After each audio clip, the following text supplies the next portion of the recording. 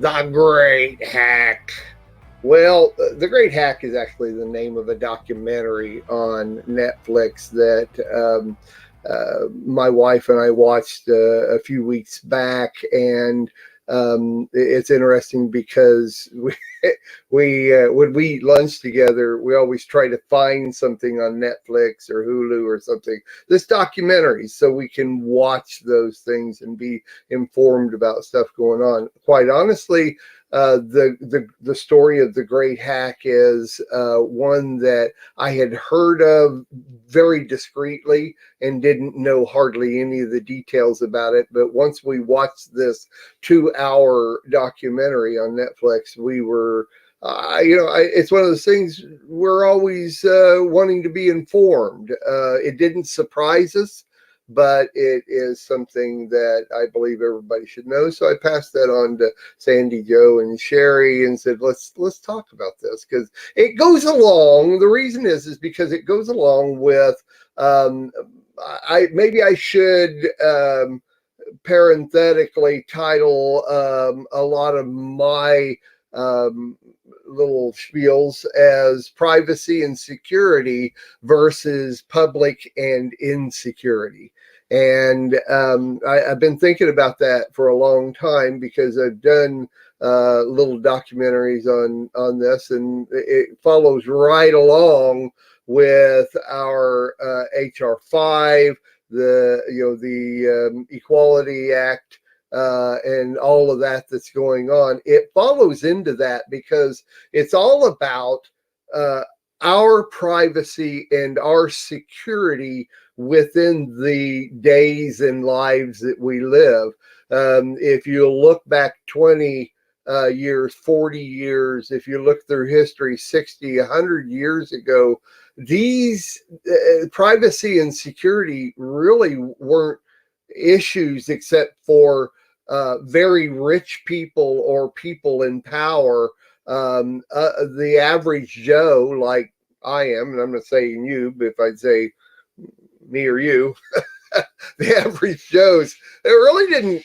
100 years ago, and in the past from that, we didn't really deal with that. But today, the greater majority of people, let's just use United States, European areas, the bigger, more wealthy countries and continents, are on the internet. They're on their phone, which is part of the internet, the whole thing. And it is very, very, very vital that we understand where we stand with this. So, privacy and security versus public and insecurity, I think, is probably should be, besides getting yourself saved and ready for the end times, probably the next number one issue. Now, it's interesting because we all know the definitions of privacy, security, public, and insecurity, but insecurity, I think, may be one of the lesser understandings that we have in there. So I looked them all up, but I seemed very different to me in the definition of insecurity, and the antonyms. The opposite of insecurity would be break, disagreement, those type of things. So anyway, let's talk about the documentary, and I highly suggest that you look this up if you have Netflix or have another way of watching it. It's my recommendation to watch The Great Hack, and it's a 2019 documentary film of about Facebook/Cambridge Analytica data scandal. Now, most of what I'm going to read here, because I really know what the movie's about, but I wanted to get details, so I'm using most of what I'm saying to you from an article called "The Great Hack" in Wikipedia. Also, the Facebook Cambridge Analytica data scandals. So you can look those up also in Wikipedia. But I'm going to give you a general rundown based on what they say, because I've read it several times now, and it's dead on. So I couldn't put together a better outline than what they had. So let me give you a little bit of background to especially Cambridge Analytica. I'm going to give you a little spiel here on what actually happened and who they are, how it started, that type of thing, because that is probably your key, most important understanding in all this. In 2015, Cambridge Analytica, a UK-based political consulting firm, began working on behalf of Ted Cruz's campaign for this last election for his presidential campaign, the Republican nomination. Cambridge Analytica used Facebook as a means for political voter surveillance through the collection of user data points. After Cruz dropped out of the race, Cambridge Analytica used the same strategies for Donald Trump's presidential bid. Independent investigations into what they called data mining led to a scandal over the influence of social media in political elections. In this documentary film, The Great Hack, the Cambridge Analytica scandal is examined through the eyes of several involved persons. So what you have in the documentary, you're going to see it actually put together as one of the main people is the person, the whistleblower that made it all public, plus another lady that was involved with the whole thing. And it's very interesting to see from the inside out of what happened through this documentary. Cambridge Analytica, the firm responsible for the scandal, was dedicated to big data. The data which was collected was meant to be used in sales strategy. That was their original idea of what they wanted to do with this company. It's interesting. Matter of fact, let me just jump down to Alexander Kogan, a data scientist at Cambridge University, developed an app called This Is Your Digital Life. This Is Your Digital Life. He provided the app to Cambridge Analytica, and they in turn arranged an informed consent process for research in which several 100,000 Facebook users would agree to complete a survey only for academic use. However, Facebook's design allowed this app not only to collect the personal information of people who agreed to take the survey, but also the personal information of all the people in those users' Facebook social network.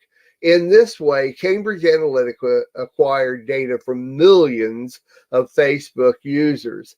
Now, even if it seemed to be the objective of the firm, Cambridge Analytica, the data ended up being used to create a huge thinking machine, which reached the point of literally destabilizing countries and disrupt all different societies. And it affected from the top of many different presidents and people in charge of countries, all the way down to the person that just barely makes it every day and is on the internet. It affected literally the planet, and in everything that they were doing. Everything else that had to do with interesting. I'm getting a call from Durham, England, United Kingdom. How about that? During this, I'm getting a call from them, so I have no idea. This has been a crazy day. Anyway, let me get on here a little bit more here. For Cambridge Analytica had harvested the personal data of millions of people's Facebook profiles without their consent and used it for political advertising purposes. It had been described as a watershed moment in the public understanding of personal data and precipitated a massive fall in Facebook stock prices and calls for tighter regulation of tech companies' use of personal data. The illicit harvesting of personal data by Cambridge Analytica was first reported in December 2015 by Harry Davies, a journalist for The Guardian. He reported that Cambridge Analytica was working for United States Senator Ted Cruz using data harvested from millions of people's Facebook accounts without their consent. Facebook refused to comment on the story other than to say it was investigating. More than $100 billion was knocked off. More than $100 billion was knocked off Facebook's market capitalization in days. After this was made public, they literally lost $100 billion in their marketing capitalization. And politicians in the US and UK demanded answers from Facebook CEO Mark Zuckerberg. The scandal eventually led to him agreeing to testify in front of the United States Congress. In this documentary, The Great Hack, you will see part of that interview, or that him testifying. Finally, The Observer and the New York Times reported that dataset has included information on 50 million Facebook users, while Cambridge Analytica claimed it had only collected 30 million Facebook user profiles. Facebook later confirmed that it had actually had data on up to 87 million users. Only 87 million users, with 70.6 million of those people from the United States. 70.6 million of those people that they stole data from out of 87 million were from the United States. Within the United States, Facebook estimated that California was the most, so on and so forth. Facebook sent a message to those users believed to be affected, saying the information likely included one's public profile, page likes, birthday, and current city. Some of the app's users gave the app permission to access their newsfeed, timeline, and messages. The data was detailed enough for Cambridge Analytica to create psychographic profiles. I think it's all psychographic, of the subjects of the data. The data also included the locations of each person for a given political campaign. The data was detailed enough to provide, to create a profile which suggested what kind of advertisement would be most effective to persuade a person in a particular location for some political event. I think we've found that it's everywhere. This is just an isolated event, if you ask me, because we constantly, for instance, we go looking for an exercise machine on the internet to buy an exercise machine. And for the next week, every website we go to that has advertisements for exercise machines. And we only went to a couple of places looking for exercise machines, and their advertisements are everywhere. So come on, don't tell me that it was just they're looking for user data, and the algorithms that they use on the internet don't completely violate our privacy. Now, that's my take on that, and I'm sticking to it. As you can probably see, I've seen hide nor hair of any of it. But my point here is our privacy versus public, and security versus insecurity.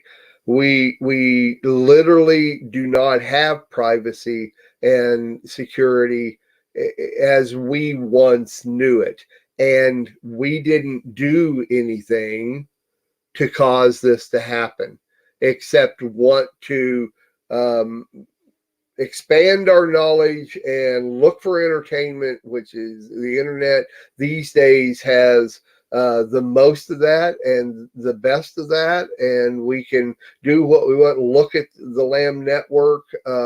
We're in our 8th year, going on 9, and we can do all we want to on the internet. But yet, like this morning, several things have happened to me for some reason, and but well, also, I suggest watching the segment that I put together from last Monday's Let Us Reason Together show.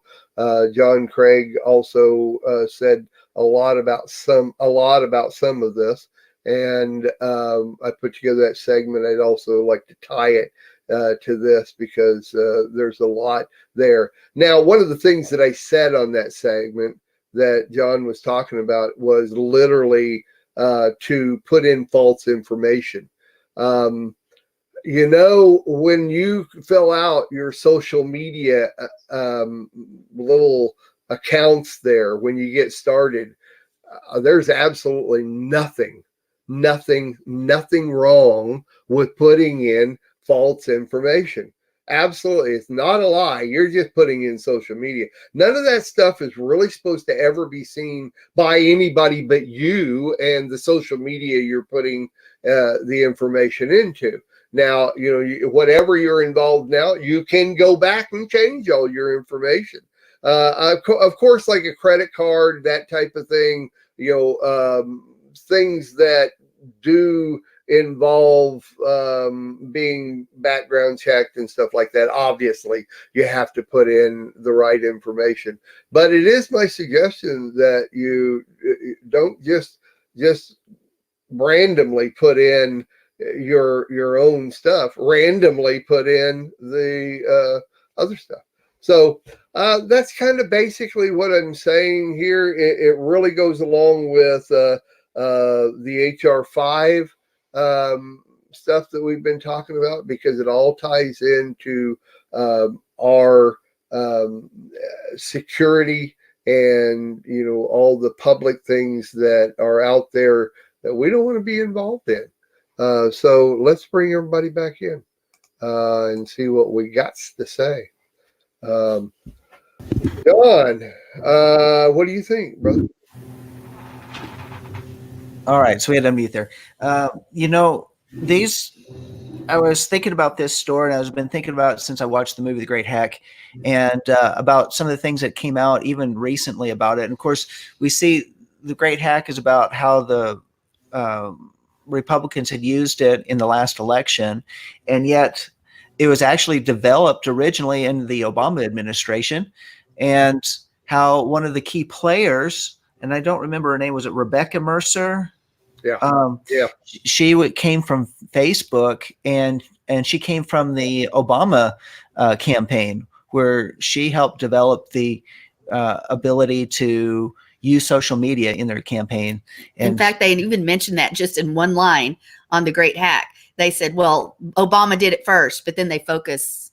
Of course. So everything blew up with, during the Mueller investigation, and it was kind of a footnote on the screen when it regards to the Mueller investigation. But there was an interesting, hearing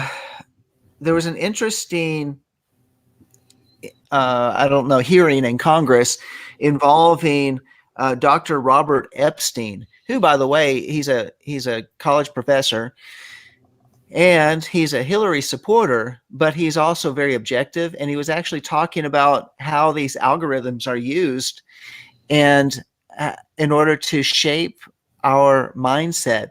And those people that are kind of on the line and they're not quite fully decided, how they use the algorithms, how they use this information to nudge people towards a particular persuasion in order to build votes for one party or the other. And Dr. Robert Epstein was talking about how Google and Facebook and these social medias, especially Google, was which is the number one search engine, which I don't recommend, but is number one search engine that's out there, and people put in information. Well, they give you the information they want you to know. And if you look at it, if you want to look for something positive for Trump, you're going to be looking at going down multiple pages before you find something positive. I mean, it's how they're shaping our mindset to shift people away from particular political persuasions and that type of thing. So I think it's very eye-opening. And I remember Sandy and I were talking about how it was several years ago. It was many years ago when we had gotten on Facebook. They used to have all these surveys, and they said, what are you? I don't know. If you were a car, what type of car would you be? Or if you were a animal, what type of animal would you be? And they had all these questions and stuff. And it was gathering information.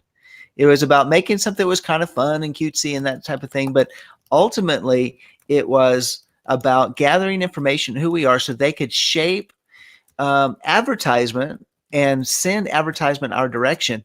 Now, since President Trump was elected, how are they using this information? They're using it now to censor people that do not agree with their political agenda. In fact, it was the head of Apple, I forget his name right now, but he was talking about how they feel like it's their social responsibility to put people into place to monitor what's being said, in order that if something is out there that they don't want people to hear or they don't believe is true, that they will censor that outlet or that voice. And of course, the number one voice that was censored was Alex Jones. And ultimately, there's been several hundred conservative voices that are in the media or the alternative media that have been silent since then, that if you use particular terms, they're going to cut you off. In fact, if you use the term of who this whistleblower is, and you say his name, Facebook will censor you and cut you out, or it'll be removed from your Facebook. So these are all different things of how these algorithms and AI, the artificial intelligence, is being used. Now they just use our voices. They recognize our voice. If Alex Jones's voice pops up on some of these social media, it automatically censors him. In fact, there was a particular time that on Facebook, that unless you said something negative about Alex Jones, it would not allow you to post it. So you had to say something negative, and then they would let you post the article or whatever it was. So this is the shaping, and they feel like they need to have gatekeepers versus allowing us to decide what we want to listen to, what we want to hear, what we want to read. They feel like they've got to put the gatekeepers into place, and train the AI in order to be a gatekeeper, in order to shape the thought of our culture. And it's all part of this great hack where they've taken our information and they're using it against it. Now they're using real time. And Dr. Robert Epstein was actually talking about how the biggest concern, it happened in the 2018 elections and now in the 2020 elections, as they're 1 year away, how these algorithms can shape and push the elections away from Donald Trump, just simply by how they manipulate the data. And well, you got to understand, it's not just one side. It's not just the Republicans. Yes, that has this information. I mean, yes. the Democrats have any same algorithms and stuff. They can do the same thing. Yeah, for their own good. And he even said from his own calculations that the 2016 elections, with what Google did and these other social media, they were able to shift some 3 to 5% of the votes towards Hillary Clinton, and still President Trump won. Yeah. But it's an amazing number of people that were nudged in a certain direction based on how they took data and fed it to people, that Sure.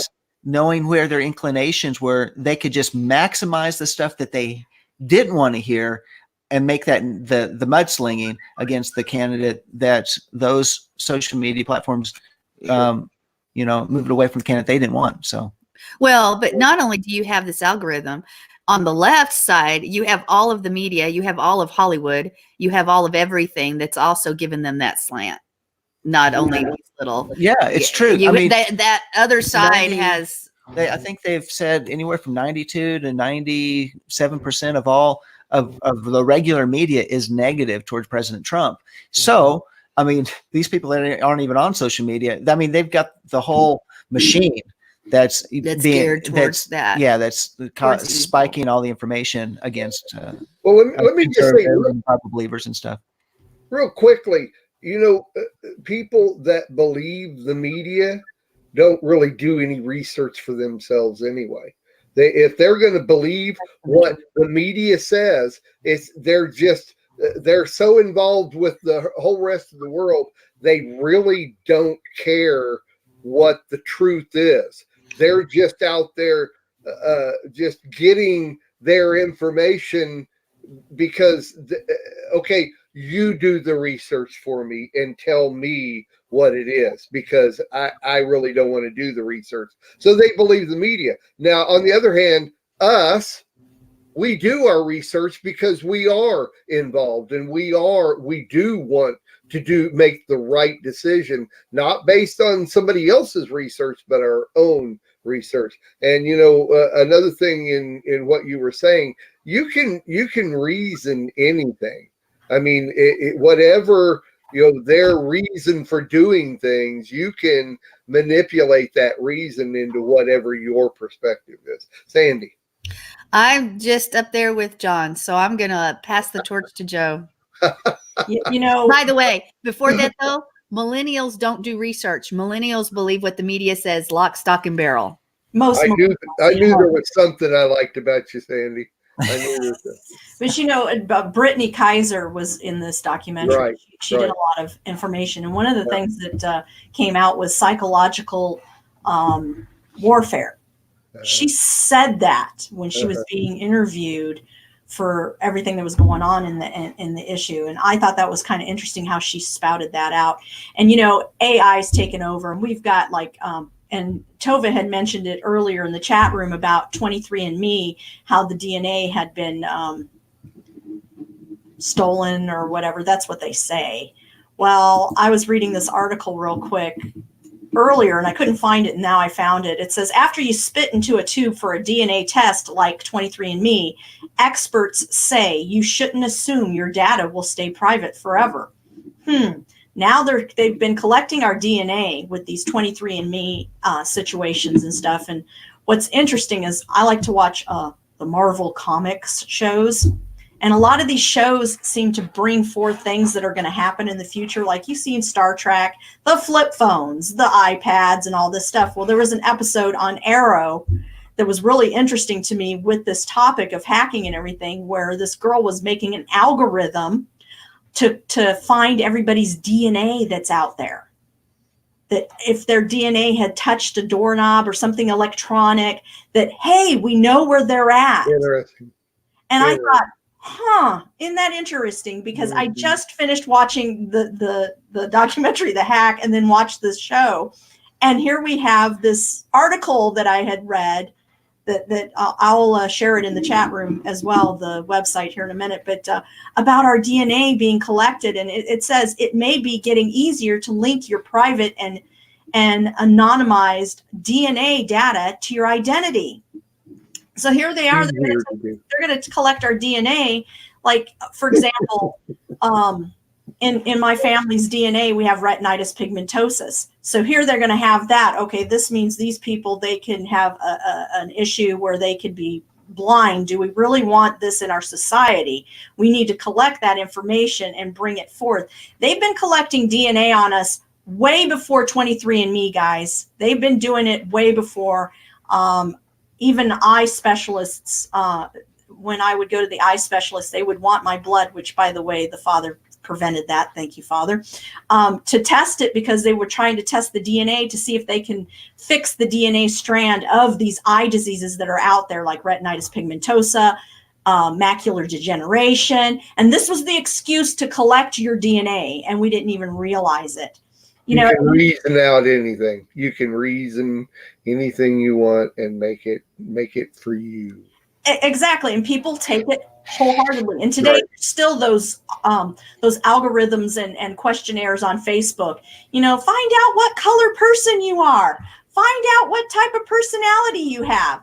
And people are like, hey, let's find out. I want to know. Why do you need to know? When really? Especially if you're a believer, God the Father made you who you are. And we just talked about it earlier, Sandy. Let's look back and see the things that we have done in our past to bring us to what we are and who we are today. Those blessings and the things to have us grow, instead of looking at what some algorithm's going to tell us, some computer's going to tell us. AI is just taking control. And just, if you're going to Google, here's a new Google thing out there. Google's taken over everything, but there's a new app out there. It's called DuckDuckGo app. And that app, as soon as you finish doing your search, you take and it's got a little fire flame. It completely removes it. And it's better than Google, because Google tracks you. The other thing that tracks you, your iPhone. It listens to you. It takes pictures of where you go if you're using it for internet use. It takes pictures. I have seen it take pictures of my phone. I have seen this thing turn on. This thing tracks you. It listens to you. A friend of mine, Cheryl, you guys, my little friend Cheryl, her and her daughter decided to do an experiment. They put their phones way on the other side of the house and they talked. And this thing still heard what they were talking about. The next thing you know, their whole Facebook was full of birdhouses. That's what the topic was about. Wow. So everything birdhouse, how to build a birdhouse, where to buy a birdhouse, how to paint a birdhouse, everything that had to do with birdhouses. So it's not going away. No, it's not. It's getting more and more.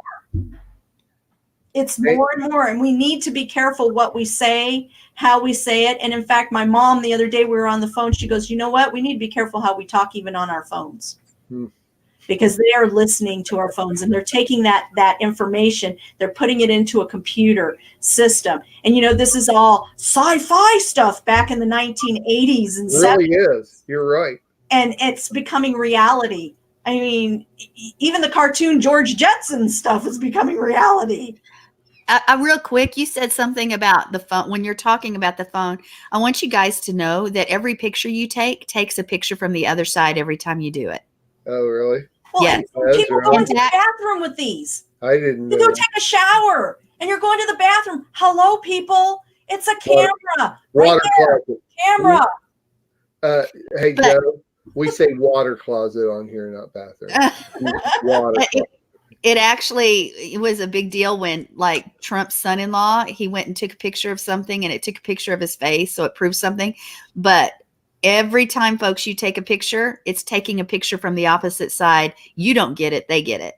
So every time. Serious. That's the first I've ever heard that. Yep. It's warfare, because think about it. We've got these drones now. The soldiers aren't going into planes anymore and things. They're going and they're playing almost like a video game in a drone. And the drone is coming in. They're now trying to make drones to deliver your packages and your groceries now. They know if you have one of those apps like a Kroger app or a Safeway app, whatever grocery store you guys have, and you have that app and you put your grocery list, they now know what foods you're buying. And your credit card, hey, they got that chip in there. Right. Now they have a chip in your credit card. I love that chip. Well, that's cool, man. Just put that sucker right up in there. Done deal. That's a whole lot less work putting it up in there than swiping it. Man, I love that chip. Last night, guys, my son-in-law just bought a car. Okay. He just bought a brand new 2019 Honda Civic. This thing is freaky. I'm not kidding. I kind of joked and told him and said, "Move over, dude. I can drive this car now." Did you call it Kit? When you got in it, did you say, "Hey, Kit, what's up"? Yeah, sure. No, I said Johnny Cab. Oh, okay, there you He go. was sitting in his seat and he says, "I got to show you something really cool." He took his feet off the pedals and we're driving along, and all of a sudden the car in front of him stopped and it slowed down and stopped, came to a complete stop. And he goes, "I didn't touch the brake at all." He didn't touch the brake at all. Right. This car drives on its own now. And I'm just sitting there thinking of Minority Report, the movie Minority Report, where Tom Cruise gets in the car and he's trying to escape and they lock the whole thing in. And I'm going, oh, great. Does this thing open? You know? We have our Lexus in the shop, the Toyota shop, being serviced right now. So they gave us a 2019 Corolla. It does exactly the same thing. It even dims the headlights or makes the headlights big. It does all of those things. And you have that what TV screen? Yeah, you've got that camera. I mean, my son-in-law is a trooper. Okay, so he's showing me all these things. He says this is what's been in police trooper vehicles for many years now, and he says this camera up here, it is now a camera in the rear view mirror. There's a camera, so if something happens like an accident or something, it goes right to the internet so that your insurance company can get the information right away. And I'm like, they're watching us. They're, we're talking about things and they're watching us in this car as well. So you can't even get in your car today if you have a newer car like a 2019 or early, later, and drive around with any privacy. There is no privacy. Privacy does not exist. We've lost. People say freedom in this country, Mark. Yeah. Our freedom, we sold our freedom to technology. It's true. Very, very well put. I remember when cruise control came out and you could buy this little thing and hook it up to your column and hook it up. They could do it in the service department and you could have cruise control. Man, I got one as soon as I could possibly get one. I thought that was the coolest thing. Now it's in every car. It's literally in every car. And all of these things will be in even the cheapest car that you can buy. Those things, all the tracking devices, all the different stuff will be in every car, and you can't unhook it because it's part of that computer control. In California, my brother in California is telling me he has an old 1996 Chevy, and he says they're telling me that I have to go and buy and turn it in and get a newer vehicle because of the global, warming issue or climate issue, whatever they're calling it today in California. They are really, really starting to AI California big time. I don't know. You have those ID cards that are coming out in 2020. You've heard about those, right? To travel to the United States. Yeah. Got those now coming out. So you got to have all that information. So again, we can go on and on and on. It all started before even this. It did, and we need to remember that. Mark, I'm going to let you wrap it up. And that is the wrap up. I mean, it's just there's no stopping it. That's my final say. Is there's no stopping it, and it is involved in every person's life. Well, even if you have internet or not, it's involved in your life. So, I mean, I've talked to people that say, well, I don't have internet. I don't have all that kind of stuff. So it's not involving me. That's not true at all. Not true. Not true at all. Every person, all the soon it'll be 10 billion people on this planet. I heard the other day. Well, not if the powers that be have their way. I'm with you. Okay. Well, that's it. Refrigerators and stuff. Be careful with those too. I don't want a refrigerator that knows what I need. I don't want that. I don't want a car that drives it. I don't want that. But still out there. So Well, it doesn't make any difference. You can't stop it. Yeah. So why not just embrace it? That's what I have to say. You can't stop it, so embrace it. Get the refrigerator that knows what you get, the car that has all the bells and whistles, and then say, I have no hide nor hair of anything that's going on. Yeah. Or smart toilets that Smart toilets. Oh, that was in Japan. the smart toilets are scanning your output to see if you have a deficit. Yeah. seriously, They're developing them, yes. No way. No way. I refuse to believe that. okay, Mark, you want to embrace it all? Go get yourself a toilet. It's true. Will it give me something so I can play solitaire while I'm on the What was that movie? while I'm in the water closet? What was that movie on the cloning, Sandy? That we Replicas? No, the one that was way back, and they cloned for the organs, and the guy wakes the up. island. Yeah, the Island. island. And he uses the bathroom in the morning. He says, "You got too much sodium," and immediately when he goes to the cafeteria, no bacon for you. Yeah. Oh, wow. Well, Yeah. Yeah. It's amazing what Hollywood is showing us, and it's happening, and we're just like, oh, it's just a movie. It's just a movie, man. Look what Desiree says. Oh my John. Good one, Desiree. That's a good one. I love The it. things All we right. talk about on this show. Yeah. But Well, no, that's my final thing is, hey, ain't nobody going to stop it. We're on a full train locomotive train ride that just has no brake on it. That's all there is to it. And that's what's going on. You can't stop it. So just embrace it. I am. No, I will fight it all the way. So